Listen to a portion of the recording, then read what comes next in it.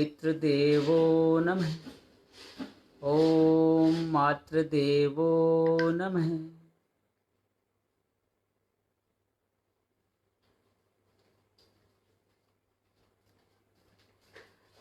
नमस्कार साथियों, आज हम लोग एक विशेष विषय पे बात करने का आग्रह हुआ आदरणीय बंगलोर से भाई सुनील शाह का कि हम अभिभावक पे चर्चा करें।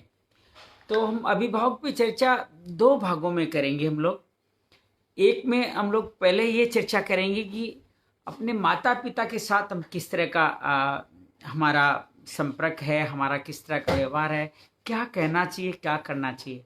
तो हमने उसका शीर्षक दिया धन्यवाद दें अपने माता पिता को। और कल हम लोग समय थोड़ा बदल के रहेगा, उस समय में बातचीत करेंगे कि हम अच्छे अभिभावक कैसे बने। तो दो भागों में बात है। एक तो अपने माता पिता के साथ हम लोग किस तरह से हम लोग अपना व्यवहार करें, किस तरह से हम लोग बातचीत करें, कि क्या समझें उनको और किस तरह उनको समझें, क्या जाने, कब जाने, किस तरह जाने, इस बारे में बात करेंगे। तो इसका शीर्षक दिया हमने धन्यवाद दे अपने माता पिता को। और कल हम बात करेंगे पेरेंटिंग इन आर्ट, आप अभिभावक बनना एक कला है। तो इस बारे में हम लोग बात करेंगे कल इस समय। और कल का सेशन हम लोग जूम पे भी लाइव रखेंगे कि हम लोग इस सेशन में हम लोग बहुत सारे पीपीटी प्रेजेंटेशन भी दिखाना चाहेंगे आपको, जो फेसबुक पे दिखाना संभव नहीं होता है। तो आप अगर मेरी जूम आईडी पे आ सकें तो प्लीज़ जूम आईडी पे आए। मैं शेयर रोज करता हूँ, जूम आईडी आज भी आपको शेयर करूँगा। उस पर आएंगे तो हम लोग बहुत सारी बातें आपको वीडियो के माध्यम से, बहुत सारे चित्रों के माध्यम से दिखा पाएंगे। इसमें फेसबुक में सुविधा नहीं है कि मैं चित्रों के माध्यम से आपको दिखा सकूँ। तो आज का ये कार्यक्रम प्रारंभ करते हैं। मेरे साथ संतोष माहेश्वरी जी पहले दर्शक के रूप में जुड़ी है, अभिनंदन है, स्वागत है। देवीलाल पारिक जी मेरे साथी जुड़े हैं, आपका भी स्वागत है। पुखराज बे जी युवा जोशीले साथी मेरे साथ जुड़े, मैं आपका भी अभिनंदन करता हूँ, स्वागत करता हूँ। साथियों, हम लोग अक्सर कोई भी कोई चीज़ देता है तो हम उसको थैंक यू कहते हैं। कोई हमारे लिए लिफ्ट का दरवाज़ा खोल के रखता है तो हम बड़े कृतज्ञ हो जाते हैं, बड़े थैंक यू देते हैं। कोई हमें बैंक में अगर फार्म भरना और कोई पेन भी ऑफर कर देता है तो हम उसको बड़े कृतज्ञ होकर धन्यवाद देते हैं। इसी तरह कोई भी रास्ता दे देता है तो हम उसको धन्यवाद करते हैं। कोई हमारे लिए कोई चीज़ ला के देता है तो धन्यवाद करते हैं। कोई हमारे को कोई दो अच्छे शब्द भी कह देता है, फेसबुक व्हाट्सएप पे लाइक भी कर देता है तो हम उसको धन्यवाद देते हैं। और ये धन्यवाद देना हमारा शायद स्वभाव है या हमारे आत्मा का स्वभाव है, कुछ भी कह सकते हो।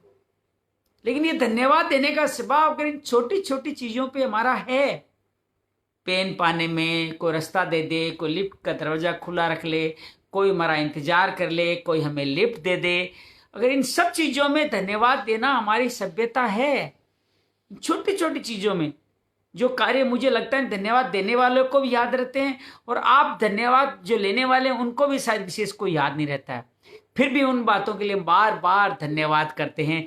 Thank you sir, thank you sir, thank you sir, आभार है आपका, कृतज्ञ हूं मैं, आपने मुझे ऐसा किया।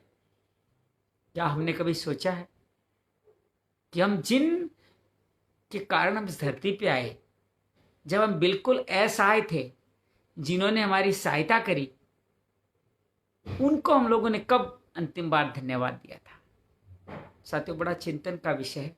इस विषय को थोड़ा और खोलेंगे, बातचीत करेंगे। सुरेंद्र मोहन कोहली जी, सुरेंद्र महेश्वरी जी हमारे साथ जुड़े।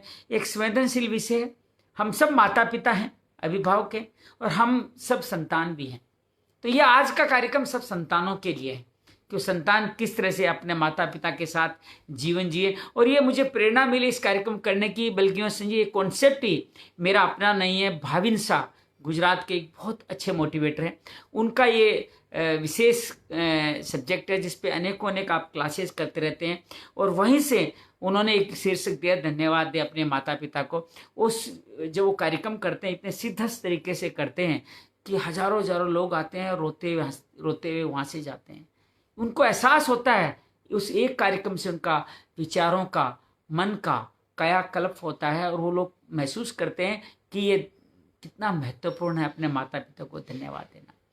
तो मैं आप सबके सामने इस विषय में जो कुछ भी उनसे समझ पाया, जो कुछ अपने गुरुओं से समझ पाया, उन सबको जोड़ करके आपके सामने बताने की कोशिश करूंगा कि एक माँ जब हमारे को जन्म देती है, मैं ये नहीं कहता 9 महीने पेट में रह करके बड़ा कार्य करते हैं, 9 महीने पेट में रह करके वो दिन रात एक नया जीवन जीती है, बड़ा नहीं ऐसा कार्य करती है जो कोई पुरुष, कोई बलशाली, कोई बड़ा से बड़ा एथलीट भी करने की सोच नहीं सकता।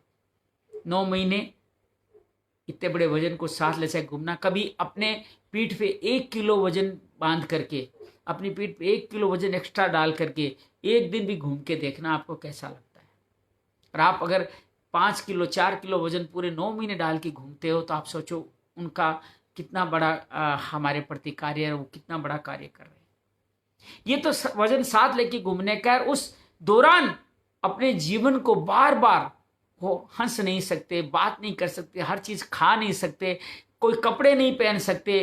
किस तरह का 9 महीने का त्याग हमारे लिए माता करती है, उस बात को हम लोग जब भी सोचेंगे, जब भी उस नजरिए से सोचेंगे, तब आपकी आंखें भर आएगी किस तरह माँ हमारे लिए त्याग करती है।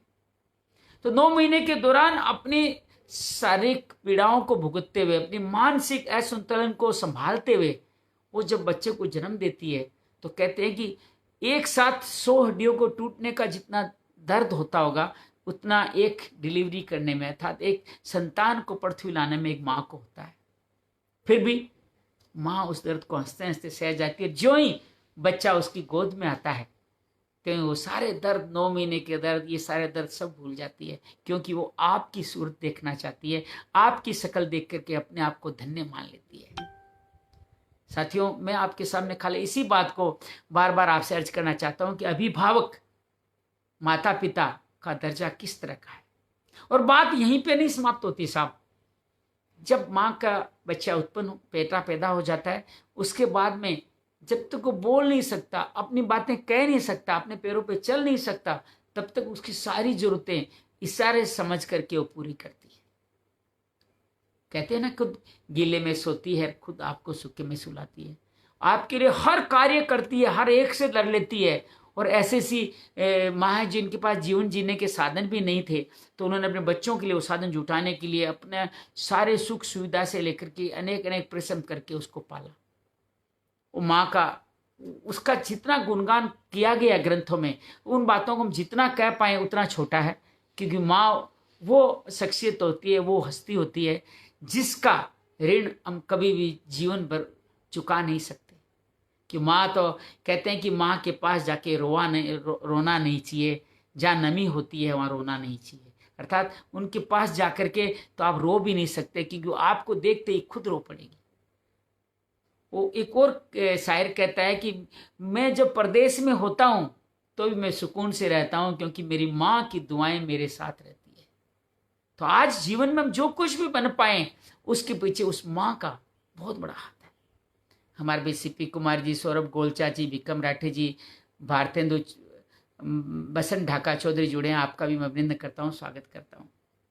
साथियों, माँ का जीवन जितना हमारे लिए जीने के लिए उन्होंने बनाया है उतना हम कभी जीवन में सोच नहीं सकते उन्होंने हमारे साथ किया है। ज्यों ज्यों बड़े होते हैं, माँ प्रेम से पालती है, भावना से आपका पोषण करती है, भावना से आपका जीवन बनाती है। अगर माँ जिसके जीवन में नहीं हो, पुरुष भी भाव शून्य हो जाता है। और मेरा मानना है कि जितने भी क्रूर व्यक्ति आप दुनिया में देख रहे होंगे, जितने भी जिहादी के लोग व्यक्ति दिखे हुए, कहीं न कहीं माँ के प्रेम में भावनाओं का प्यार, संस्कार उनको नहीं मिला होगा।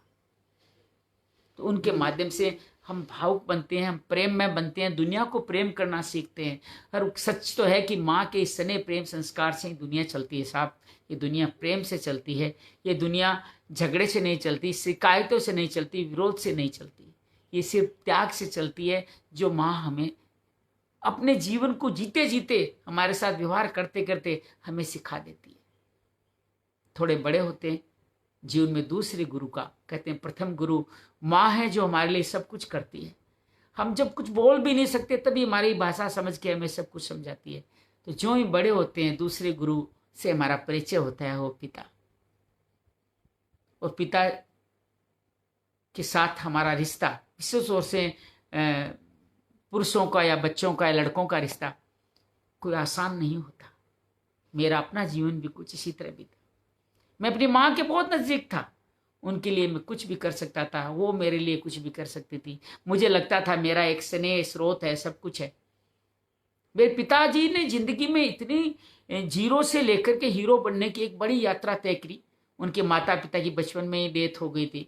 उसके बाद उनके घर परिवार में कोई नहीं था, पढ़ नहीं पाए, लिख नहीं पाए, फिर भी उन्होंने संघर्ष में जीवन जी करके न केवल अपने लिए स्थान बनाया बिना किसी शिक्षा के, बल्कि हम 11 भाई बहनों का भी एक सुंदर भविष्य बनाने में अपना सर्वस्व होम कर दिया। ये सब बातें हम सब जानते हुए भी, लेकिन जब भी पिताजी की बात आती थी तो कहीं ना कहीं पिताजी से थोड़ी सी दूरी सी नजर आती थी। क्योंकि जब मैं पढ़ता था तो पिताजी अक्सर कहा करते थे, देख भाई अगली बार तू फेल हो गया तो मैं आगे नहीं पढ़ाऊंगा। मुझे बड़ा गुस्सा आता था कि मैं प्रथम आता हूँ, फिर भी मेरे पिताजी मुझे ऐसा कहते हैं कि फेल हो गया तो नहीं पढ़ाऊंगा। वो मुझे प्रथम आने की दूसरे लोगों को कुछ पुरस्कार देते हैं, इनाम देते हैं, उनकी बधाई देते हैं, गले लगाते हैं। मुझे मेरे पिताजी गले क्यों नहीं लगाते? उन्होंने बड़ा कठोर जीवन जिया था।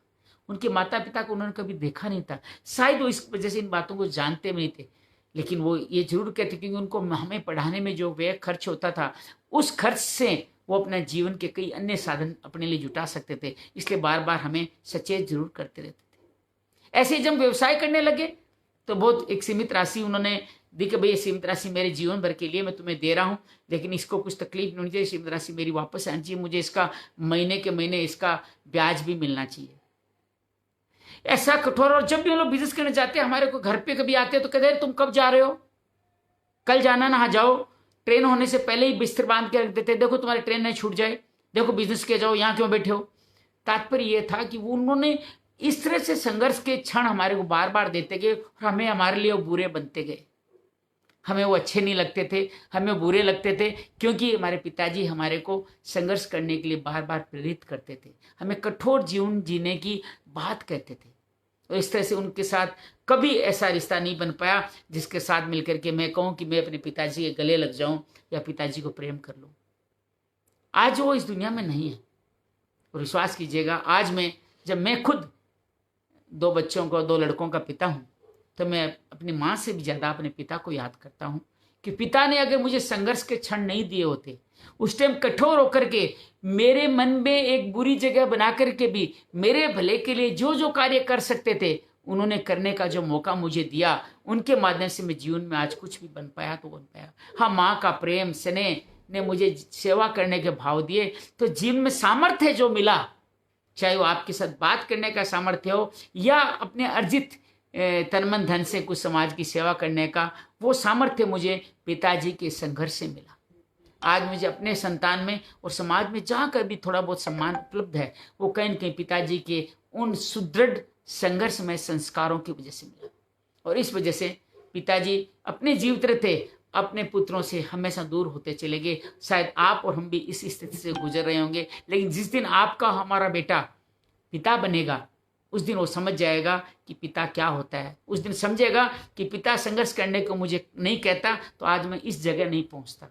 तो दूसरे गुरु पिता का भी जीवन में बहुत ही अहम रोल है, जिनके सारे हम जीवन जीते हैं। हमारे साथ में बहुत सारे साथियों ने, विकास विनीत झा जी, राजीव वाली जी, राकेश चिंडालिया जी, हमारे प्रसिद्ध भजन गायक जो 4 से 5 आप सबको फेसबुक पे इस समय आनंदित करने आते हैं, अमन, परमेश लाल जी, प्रजापत जी, रमेश गर्ग जी, आप सबका भी अभिनंदन करता हूँ, स्वागत करता हूँ। तो ये दोनों प्राणी हमारे जीवन में बड़ा महत्व देते हैं। और हम एक छोटी सी कहानी में आपके सामने रखता हूँ, वो भी आप लोगों ने सुनी भी होगी, कि एक बच्चा था और एक पिता था। सीन देखिए, 2 सीन, अलग अलग समय के सीन हैं, दोनों सीनों को देखिए कि बच्चा बार बार बाहर बैठा था, एक मुंडेर पे एक पक्षी आके बैठता है। बच्चा पिता से पूछता है, पिताजी ये क्या है? पिताजी कहते हैं, बेटा ये कबूतर है। 2 मिनट 3 मिनट बाद फिर पूछता है, पिताजी ये क्या है? कबूतर है। फिर 3-4 मिनट बाद फिर पूछता है, पिताजी ये क्या है? पिताजी जवाब देते हैं, कबूतर है। ऐसे कई दिनों तक लगातार उनको ये पूछता रहता है कि ये क्या है? ये कबूतर है। ये क्या है? कबूतर है। और अब सीन को बदलिए, एक बुजुर्ग 80 साल का, 90 साल का, 85 साल का, कोई भी उम्र पकड़ लें, वो बुजुर्ग घर में है, उनका बेटा साथ में है, और वो ऐसा ही पंछी आकर के अपनी शारीरिक मानसिक स्थिति उसकी बच्चे जैसी हो चुकी है, मानसिक स्थिति में भी बार बार यही कहता है, वही बच्चे को पूछता है बेटा ये क्या है, बेटा कहता है कबूतर है। थोड़ी देर बाद फिर पूछ बैठते हैं, बुजुर्ग भूल जाते हैं, बेटा ये क्या है, थोड़ा कड़ाई से बोलता है बताया ना आपको कबूतर है। फिर तीसरी बार और पूछता है बेटा ये क्या है, फिर वो कहता है आपको बताया ना एक बार ये कबूतर है। बार बार जो चौथी बार पूछता है तो बच्चा फट पड़ता है कि आपको मैं कितनी बार बताऊं ये कबूतर है, कब तक मेरा समय खराब कर देंगे, आपके पास तो कोई काम है नहीं, मुझे अपने परिवार के समाज के सारे कार्य निभाने पड़ते हैं, मैं आपको बातों का जवाब देता रहूं। वो भूल जाता है कि उसी बच्चे को उसी माता ने उसी पिता ने 100 बार भी एक सवाल का जवाब दिया था, आज वो एक भी बात का जवाब नहीं दे पा रहा है। सच्चाई तो है कि हमने अलग अलग तरह के चश्मे पहन रखे हैं, पूर्वाग्रह के चश्मे पहन रखे हैं, हम तुलना करते रहते हैं, अपने माता पिता की भी तुलना करते रहते हैं कि इसके माता पिता ने इस बच्चे को ऐसा मोबाइल दिया, ऐसे वस्त्र दिए, मेरे माता पिता ने नहीं दिए, तो मेरे माता पिता बुरे हो गए, उनके माता पिता अच्छे हो गए। और उसी चश्मे से, वो जो चश्मा पहन रखा है उसी चश्मे से हम अपने माता पिता को भी आंकते रहते हैं और आंक करके उनकी एक छवि बनाते रहते हैं। और जो माता पिता है, माँ तो फिर भी अपना जीवन त्यागमय जीवन से बिता दे, लेकिन पिता धीरे धीरे एक एकाकी जीवन जीने लग जाता है और उस एकाकी जीवन में उसके पास में सिर्फ और सिर्फ पुत्री का ही साथ होता है। और जिनकी वो थोड़ी माँ चूंकि बेटे के ज़्यादा नज़दीक होती है, कि बेटे में माँ को अपना एक सुंदर संसार भविष्य क्रिएशन दिखता है, तो पुत्री में उतना उसका नहीं दिखता, लेकिन पिता पुत्री के ज़्यादा नज़दीक। और जिनके पुत्री नहीं होती है वो पिता तो एकाकी जीवन संन्यास के समान अपना जीवन जीता ही रहता है, कि उनके जीवन में कहीं से कोई बाहर की कोई संकेत नहीं है।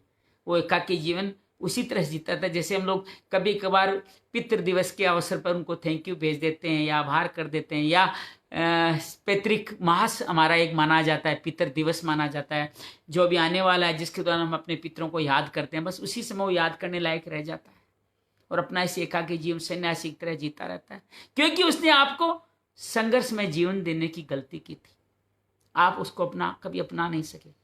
तो मैं साथी में अपनी माँ से बहुत प्यार करता हूँ और माँ की असीम क्षमताओं को मैं इग्नोर नहीं कर रहा हूँ, लेकिन विश्वास कीजिएगा माँ से भी ज़्यादा अगर दुनिया में अगर कोई व्यक्ति, मैं अपने पिता के सहारे बोल रहा हूँ बात, मैं अपने जीवन को देख करके अपने अनुभव से बता रहा हूँ बात, पिता से ज़्यादा अकेला दुनिया में कोई प्राणी नहीं होता है। उसको बच्चे वो स्नेह, वो संस्कार, उसको जो प्रेम, वो सत्कार दे ही नहीं पाते, कि उनको हमेशा लगता है इसने हमारे लिए किया क्या।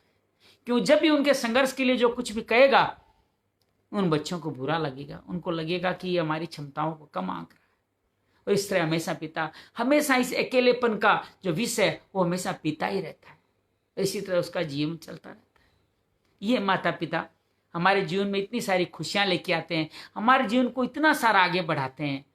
उन माता पिताओं का जितना बात की जाए, जितना उनके बारे में सोचा जाए, जितनी बातें कही जाए, और आप सब लोग उन बातों को सबको जानते भी हैं, मैं आज उनको रिपीट करके नहीं कहना चाहता किस संत ने क्या कहा, किस कवि ने उनके बारे में क्या कहा, किसने क्या किया। अगर आपको अच्छा लगे तो मैं इसके बाद में एक वीडियो शेयर करूंगा। आप हमारे आदरणीय कवि अभी नहीं है दुनिया में, उनका एक वीडियो शेयर करूंगा माता पिता के बारे में, उसको सुनिएगा, उसको देखिएगा। तो हम लोग अब करें क्या? देखिए, जीवन में हम सब लोग सफल होना चाहते हैं, बात को आगे बढ़ाएं। तो गुलाब बंसाली जी, कोमल चतुर्वेदी जी कह रहे हैं आप ठीक कह रहे हैं, हमें अच्छा लग रहा है। अनिता धूत जी, कोमल चतुर्वेदी जी हमें देख रहे हैं, धीरज शर्मा जी देख रहे हैं, सालू सोनी जी भी देख रही है, राकेश जैन जी हमारे ऑटो लिंक के प्रसिद्ध कार्यकर्ता हैं वो भी देख रही हैं, बहन छाया गुप्ता जी भी हमारे साथ जुड़ी है, आपका अभिनंदन है। आप में भी मैंने उसी बड़ी बहन, उसी ममतामयी माता की छवि देखी है। जब आपके पास से मिलते हैं, देखते हैं, तो ये हमें महसूस होता है। तो आज जीवन में अब ये माता पिता जो भी है, जैसा भी आपका व्यवहार, आप और हम सब जानते हैं आज के दिन माता पिता के साथ में बच्चे किस तरह से रहते हैं, किस तरह की शिकायती अंदाज में रहते हैं, किस तरह की उनको समस्याएं। इसको हम जनरेशन गैप का नाम दे दें, सर जनरेशन गैप नहीं है, ये संस्कार का गैप है। और सच्चाई तो ये कल हम लोग बात करेंगे कि माता पिता बच्चे क्या बनते हैं, उसके पीछे भी कई माता पिता ही होता है। लेकिन आज हम बात ये कर रहे हैं कि एक जवान माता पिता, एक अपने बच्चा अपने माता पिता के साथ कैसे जीवन जिए, हम लोग उसके बारे में बात करने के लिए बैठे। साथ एक और छोटी सी बात करके मैं अपनी बात को निचोड़ पे ले जाना चाहूँगा कि अक्सर हम जीवन में सफल होना चाहते हैं कि नहीं चाहते? आप और हम सब सफल होना चाहते हैं। और जीवन में ये सफलता हासिल करने के लिए खाली क्या हमारी योग्यता, मेहनत ही मायने रखती है? हम जितने योग्य हैं, जितने मेहनत है, उसके आधार पे ही सफलता मिलती है, या उतनी सफलता से उसी तुलना में सफलता मिले तो प्रसन्न हो जाते हैं? मैं एक छोटा सा उदाहरण देता हूं। आप याद कीजिए अपनी स्कूल के उस कला कक्षा को जिसमें 25-50 लड़के, 50 बच्चे रहा करते थे। आप उस कक्षा के स्टैंडर्ड के हिसाब से देखिए आप कितने नंबर थे। आपसे हो सकता है पढ़ाई लिखाई में कोई 5 आगे हो, 10 आगे हो, 20 आगे हो, 50 आगे हो सकता है आप क्लास में सबसे कम नंबर लाने वाले व्यक्ति रहे हो। उस हिसाब से तो आपका जीवन में सबसे नीचे का स्तर होना चाहिए, आपकी सफलता का स्तर भी सबसे नीचे का होना चाहिए। लेकिन हो सकता है, मैं हजारों को जानता हूं, मैं खुद एक उसका उदाहरण हूं कि मुझसे बड़े योग्य बहुत सारे लोग थे मेरे साथ, और शायद जीवन में जिसको हम सफलता कहते हैं, ये जो तथाकथित भौतिक सफलता कहते हैं, शायद मैंने ठीक पा ली है। तो क्या इसका मतलब उनकी योग्यता महत्व नहीं रखती, उनकी योग्यता मायने नहीं रखती? लेकिन सच्चाई है कि योग्यता से, मेहनत से ही सफलता नहीं मिलती। इस सफलता के पीछे किसी न किसी का आशीर्वाद होता है, किसी न किसी की कृपा होती है, वो मिलती है, उस कारण से हमारे को ये सफलता मिलती है। और ये आशीर्वाद किनका लगेगा आपको? जिनके अस्तित्व से आप निकले हैं, जिनके आप टुकड़े हैं, जिनके कारण ही आपका जीवन बना है, उन्हीं से आशीर्वाद से आप आगे बढ़ते हैं, अर्थात माता पिता। जीवन में कोई भी व्यक्ति अपने माता पिता को इग्नोर करके, माता पिता को, मैं कड़े शब्द नहीं बोल रहा हूं, माता पिता को दुखी करके या माता पिता का सत्कार न करके जीवन में अगर सफल वैसे हो जाए लेकिन सुफल नहीं होगा। अर्थात भगवान गीता में कहते हैं कि हर कर्म के पीछे फल मिलेगा, तो फल तो मिलना तय है कि फल पे हमारा अधिकार भी नहीं है, लेकिन वो फल सुंदर होगा क्या, वो आगे बढ़ करके अनेक पीढ़ियों तक जाएगा क्या, और उस फल के साथ आप जीवन में आनंदित स्वस्थ होकर के जीवन बिता पाएंगे क्या, ये महत्वपूर्ण है। आदरणीय आशीष कुमार गुप्ता जी जुड़े हैं, वो भी नमन कर रहे हैं, हमारे साथ मिलकर के आप कार्य करते हैं। छाया गुप्ता जी जय गुरुदेव। अरुण ओड़ा जी, हमारे को बहुत बड़ा आपका सहयोग मिलता रहता है। तो मैं अर्ज ये करना चाहता हूं कि ये जो जीवन में जो सफलता हमारे को मिलती चाहिए, वो क्या मिलती है क्या? सच्चाई तो यह है कि आप जीवन में सफल भले ही हो जाओ, लेकिन सफल माता पिता के आशीर्वाद बिना हो नहीं सकते, माता पिता की कृपा बिना हो नहीं सकते। और ये माता पिता क्या कृपा देते नहीं है? सवाल उठता है कि माता पिता क्या अपने बच्चों पे ये कृपा पात्र नहीं बनेंगे? कृपा देने वाले कभी देंगे नहीं कृपा? नहीं साथियों, माता पिता की कृपा हमेशा ही हम बच्चों पे बरसती रहती है।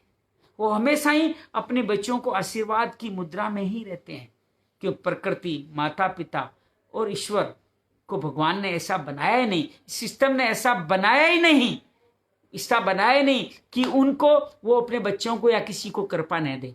जैसे एक पुष्प के, मैं अक्सर उदाहरण देता हूं कि एक आप गुलाब का झाड़ी है, उसमें से आप फूल निकाल निकाल के तोड़ भी दें तो भी कल आकर के फिर वो गुलाब आपको फूल देने से इनकार नहीं करेगा। एक नदी, एक भूमि को हम बार बार प्रदूषित करते रहें, फिर भी वो नदी जल देने से मैं मना नहीं करेगी। उसी तरह ईश्वर भी, हम उनके बारे में चाहे कितना ही अच्छा कुछ बुरा कर दें, लेकिन वो ईश्वर इसीलिए हैं, वो सर्वशक्तिमान सत्ता इसीलिए हैं कि वो किसी का बुरा नहीं कर सकते।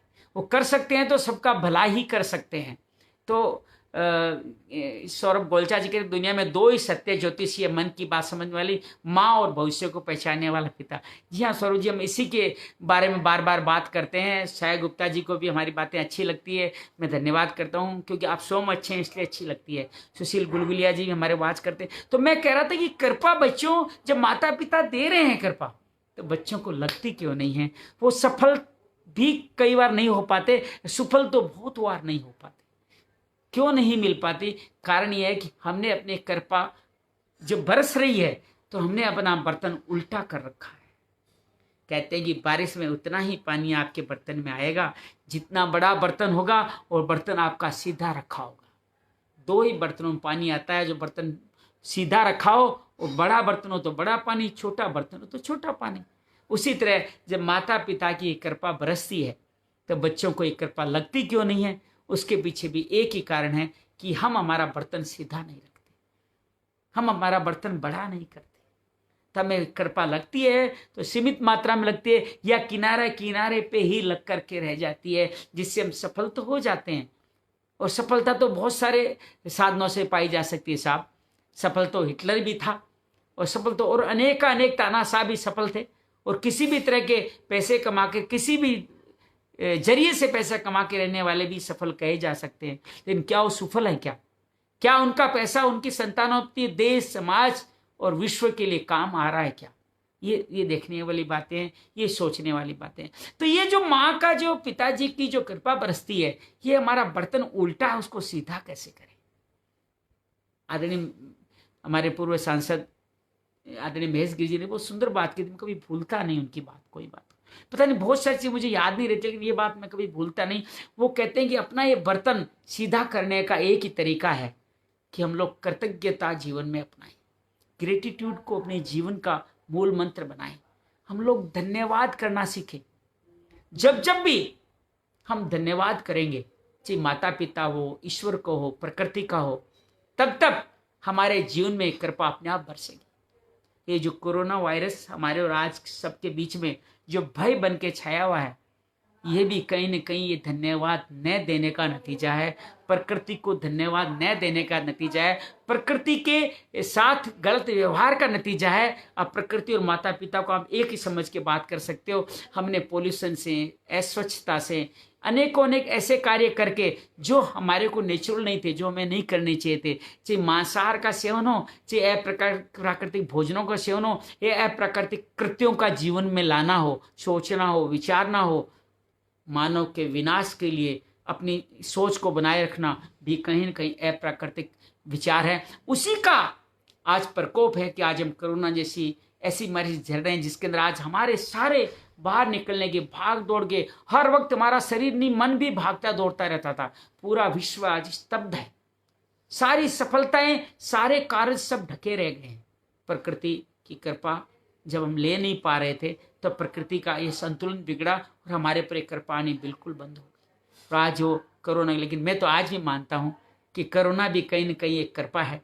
इसके माध्यम से भी हमारे जीवन में विकास होने वाला है, हमारे जीवन में अंतर्मुखी होकर अपने आप को समझने का मौका मिलने वाला है, अपने परिवार को समझने का मौका मिलने वाला है, समाज को समझने का मौका मिलने वाला है, अपनी औकात समझने का मौका मिलने वाला है। कल मैं आदरणीय अनुपम खेर जी, जो अच्छे कलाकार है लेकिन बहुत अच्छे मोटिवेटर भी है, उनका एक 2 मिनट का मैं वीडियो देख रहा था, जो मैं कोशिश करूंगा आपके साथ शेयर करूं। तो उस वीडियो में उन्होंने कहा, सबको औकात पता चल गई ना, आज न तो किसी कपड़े का मोल है, न किसी गाड़ी का मोल है, न किसी हीरे का मोल है, न किसी और तरह के स्टेटस का मोल है। सारे के सारे एक ही प्लेटफार्म पे आके खड़े हो। आज ये अरबपति है तो वही उसी प्लेटफार्म पे खड़ा है, और जो गरीब है वही उसी प्लेटफार्म। एक साथ प्रकृति का न्याय हो गया और सारे लोग एक ही जगह पे आके एक साथ आकर के खड़े हो गए। स्पष्ट है कि जब प्रकृति का न्याय होता है तो इस तरह से होता है।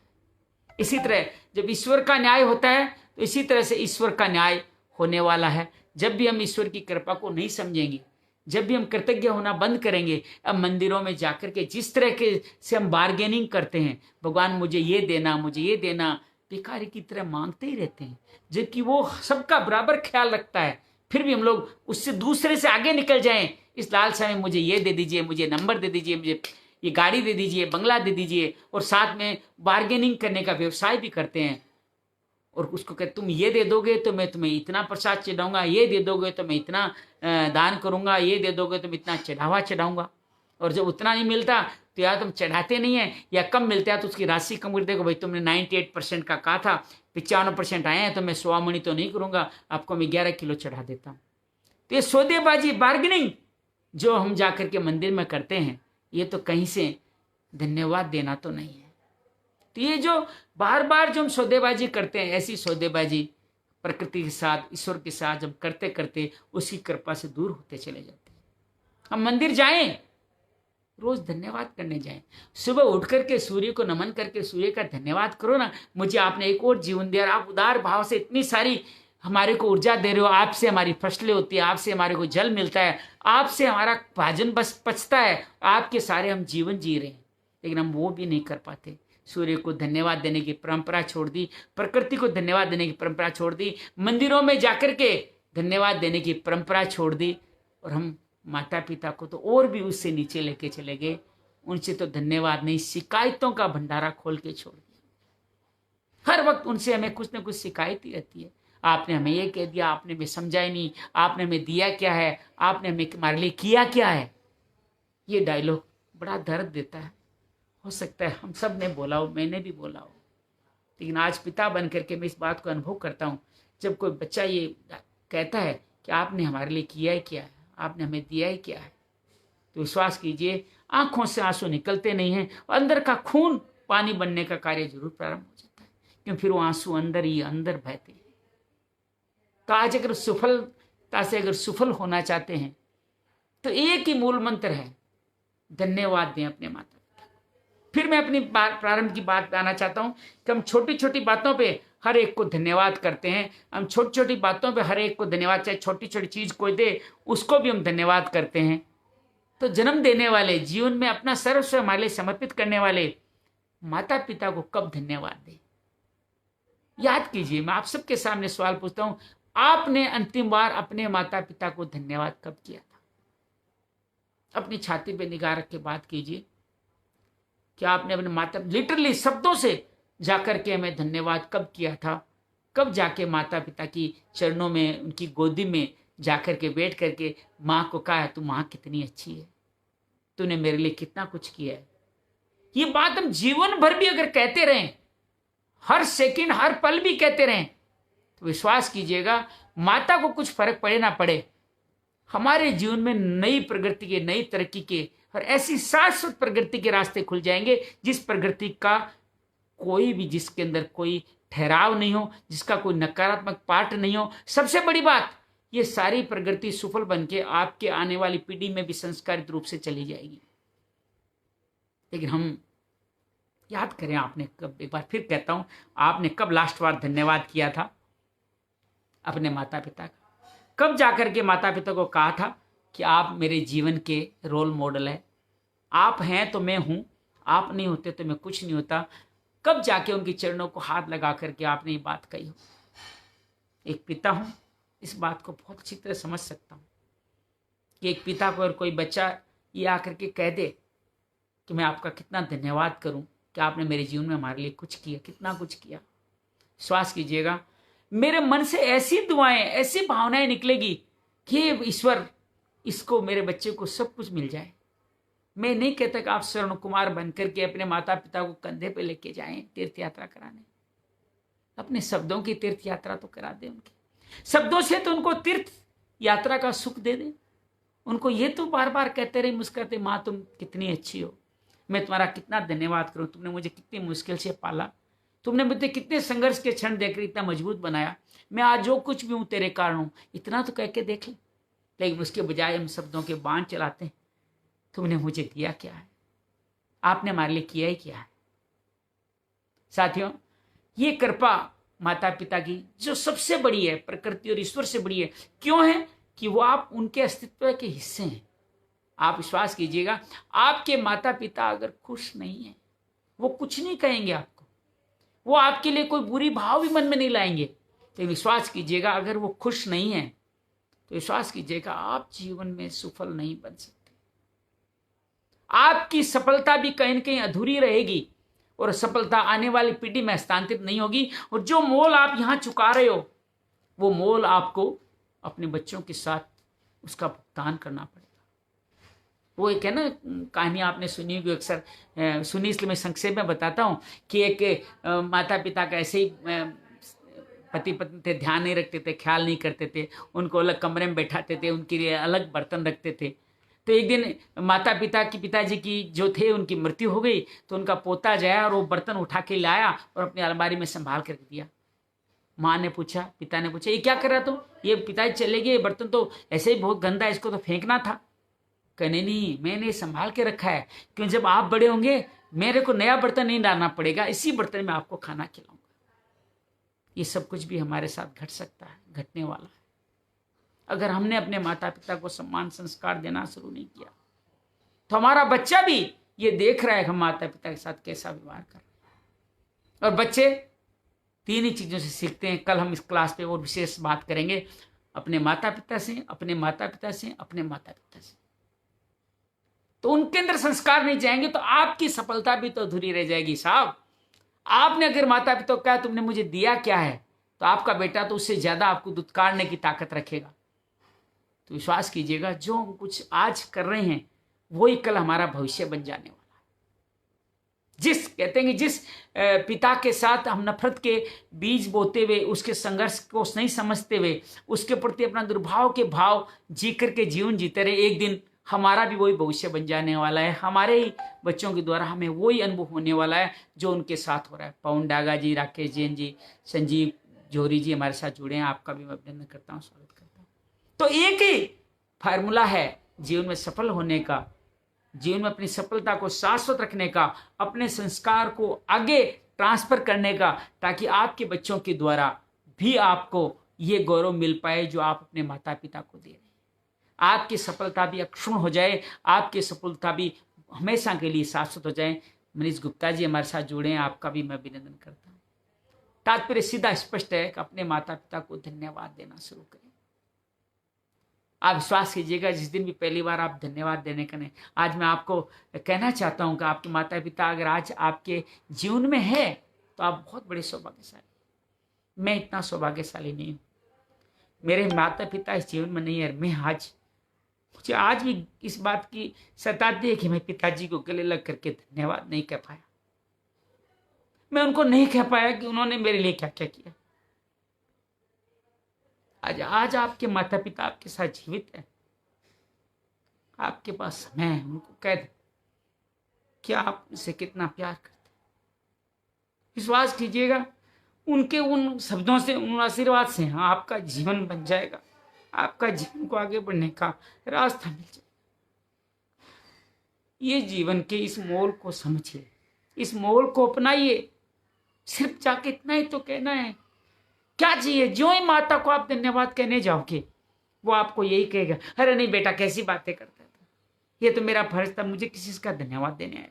फिर विश्वास कीजिएगा, उनके दिल से जो दुआओं की बरसात निकलेगी वो आपके जीवन में क्या क्या बदल देगी आप कल्पना नहीं कर सकते। इस भाव को समझे, अपने माता पिता को धन्यवाद करना सीखे। अपने पिता के पास बैठ करके 2 मिनट उसे व्यवसाय बिजनेस की बात तो करके देखिए। उनके अथाह अनुभव से आपके लिए कैसे कैसे सूत्र निकलेंगे, क्या आप जीवन में पता नहीं क्या क्या सफलता पा जाएंगे। अपने माता पिता का धन्यवाद करना सीखिए। वो धन्यवाद करना क्या है? जो ही ऑफिस से आए उनके पास 2 मिनट बैठ जाना है, माँ तो कैसी है, सब ठीक है ना, और तेरे लिए मैं क्या करूं बता माँ। माँ इस बार हम लोग छुट्टियों में हरिद्वार चले, हम इस बार हम आपको क्या अच्छा लगता है वो कार्य करते हैं। माँ को अच्छा लगता है मेरी बेटियों को घर बुला करके, पिता को बेटियों को घर बुला करके सारा परिवार एक साथ है। आपकी बार में सारी बहनों को गांव बुलाते हैं, सबके साथ मिलकर कोई उत्सव करते हैं। अगर इतना सा भी माँ को कह दो तो माँ गदगद हो जाएगी, उसके मन से जो आशीर्वाद फूलेगा फलेगा। अरे उसके खून से आपका जीवन बना है, उसके आशीर्वाद से आपके जीवन में पता नहीं क्या क्या नहीं बन जाएगा। बस इतना सा करके देखिए। कभी कभार उनके साथ बैठ गए, कभी कभार उनके कहने के जो इच्छा है जो काम कर दिया। अपने बच्चों को भी ये संस्कार दीजिए कि दादा दादी के साथ आप सत्कारपूर्ण तरीके से रहना ही हम लोगों का संस्कार है। विश्वास कीजिए, जीवन में आपके पास में कृपा इतनी बरसेगी कि आप जीवन में कभी भी अधूरे नहीं नजर आएंगे। ये धन संपत्ति से बड़ी जो परम सुख होता है, वो सुख आपको सिर्फ माता पिता के आशीर्वाद से मिलने वाला है। और आशीर्वाद बहुत आसान है, ये कृपा पानी बहुत आसान है। हमें सिर्फ अपने प्याले को सीधा करना है, अर्थात अपने माता पिता का आभार करना है, कृतज्ञता करनी है। उनके प्रति हम लोग जितने कृतज्ञ हो जाएंगे उतना ही हमारे जीवन में सफलता सुफलता आती है। आज आपके माता पिता अगर आपके साथ नहीं है, उनकी तस्वीर होगी, उनके पास जाकर के उनको हाथ जोड़ के कह दे, मैं आपका बहुत धन्यवाद करना चाहता था, मैं कर नहीं पाया, मैं क्षमा प्रार्थी हूँ, लेकिन आज मैं जो कुछ भी हूँ आपके कारण हूँ। विश्वास कीजिएगा, इतना करने मात्र से मैंने पाया है, अपने अनुभव से कह रहा हूँ, मैंने पाया है। आप उनका धन्यवाद करके देखिए, उनके अधूरे काम पूरे करके देखिए। जो जहां जहां उनका नाम लगता था उस नाम को चमकाने की कोशिश करके देखिए। चाहे वो उनके द्वारा बनाया गया पुराना मकान पे रंग रोगन कराना हो, या उनके संतान या उनके दोस्तों का सम्मान करना हो, सहयोग करना हो, या उनके द्वारा चलाया गया कोई सेवा कार्य को निरंतरता देना हो, या उनके नाम से कोई नया सेवा कार्य प्रारंभ कर देना हो, ये सारे कार्य अगर आप कर देंगे उनकी मृत्यु के बाद भी, विश्वास कीजिएगा आज भी उनमें वो शक्ति है, वो पावर है कि आपके ऊपर कृपा आएगी और आप जीवन में सब कुछ कर जाएंगे, सफलता पालेंगे, सफलता पालेंगे, अपनी योग्यता से भी ज्यादा सफलता पालेंगे। कहते हैं अपने प्रारब्ध में लिखा है उतना ही मिलता है। मैं कहता हूँ ये गलत है। माता पिता वो हमारे भगवान हैं जो हमारे प्रारब्ध को भी बदल सकते हैं। उनका सम्मान करें, उनकी सेवा करें, उनका धन्यवाद करें, तो वो हमारे अपने जो प्रारब्ध में जो लिखा है उसको भी तोड़ सकते हैं। हमारे जो नक्षत्रों में लिखा है उसका भी वो शोधन कर सकते हैं। वो आशीर्वाद, धन्यवाद करें अपने माता पिता का। आज ही दूर रहते हैं उनको पत्र लिख दे, घर रहते हैं तो उनकी गोदी में बैठ करके रोते हुए कहते हैं माँ मैं तेरा कितना धन्यवाद करूं। पिता को मत भूलिएगा, मैंने भूल की थी, आप मत भूलिए। उसका जीवन में माँ को तो फिर भी जो कुछ भी वो देती है उसको स्नेह रूप में मिल जाता होगा, लेकिन पिता को कभी भी कुछ नहीं मिलता। वो हमेशा अकेलेपन का गम, एक तरह के सन्यासी का जीवन जीता ही रहता। उसको जरूर कह दे कि मैं आपको बहुत प्यार करता हूँ। धन्यवाद दे अपने माता पिता को और अपने जीवन में सफलता के अनेकानेक रास्ते खोलते जाएं, सफल होते जाएं।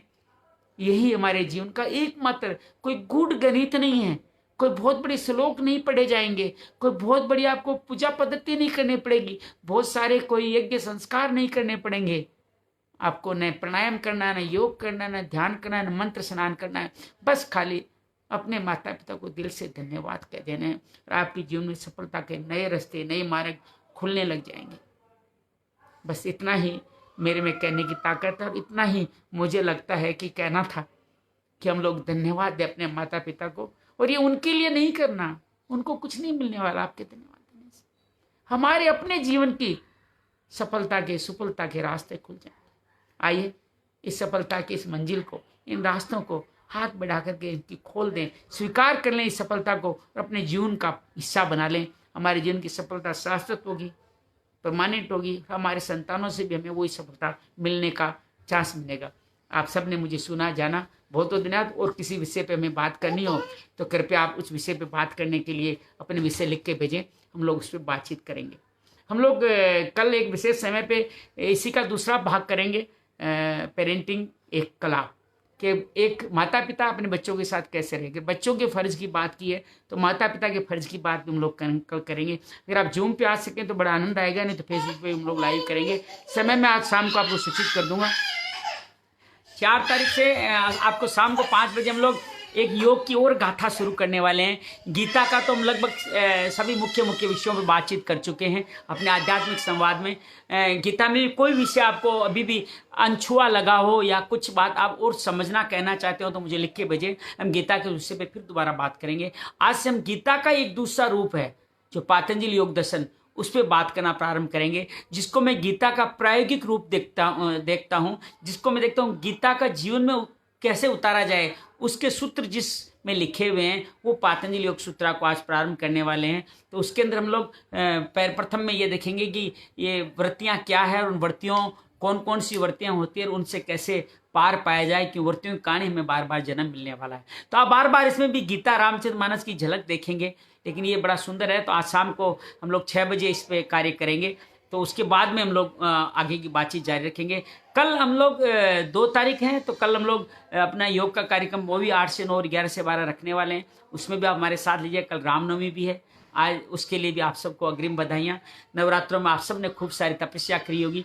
अपने तप का फल पूरे संसार को दें, उनको तप के फल को सारे संसार को बांट दें, ये जरूर कीजिएगा। 9 दिन मैंने भी आप सबके साथ मिलकर के शरीर से, मन से जो तप करने की जो अभ्यास किया है उसका भी फल पूरे संसार को मिले, ऐसा भाव लेता हूँ। हमारे साथ ललित काम्बोज जी, सुबोध सैनी जी, गोपाल अग्रवाल जी, हेमंत जोशी जी, आशीष मुंद्रा जी, हरीश गर्ग जी, प्रकाश बे जी, मोहित गोलचा जी, आप सब जुड़े। आप सबका एक बार अभिनंदन करता हूँ। आपको मेरे ये वक्तव्य, संवाद अच्छा लगा हो तो कृपया अपनी राय जरूर लिखिएगा, मुझे उससे प्रेरणा मिलती है, मुझे और कुछ बात कहने की भी शक्ति मिलती है। और आपको अगर इसमें कुछ अन्यथा लगा हो तो वो भी लिख के भेजिएगा। मुझे सीखने का बड़ा शौक है, सुधार करने का बड़ा शौक है, और अन्य किसी से बात करना चाहते हो उससे के बारे में भी कहिएगा। तो आज बस यही संकल्प लेके जाएंगे, आज अभी, कल किसने देखा है, आज अभी कह दें, धन्यवाद दें अपने माता पिता को, आज ही धन्यवाद दें। बहुत बहुत शुक्रिया, बहुत बहुत आभार। मंगल हो, मंगल हो, मंगल हो।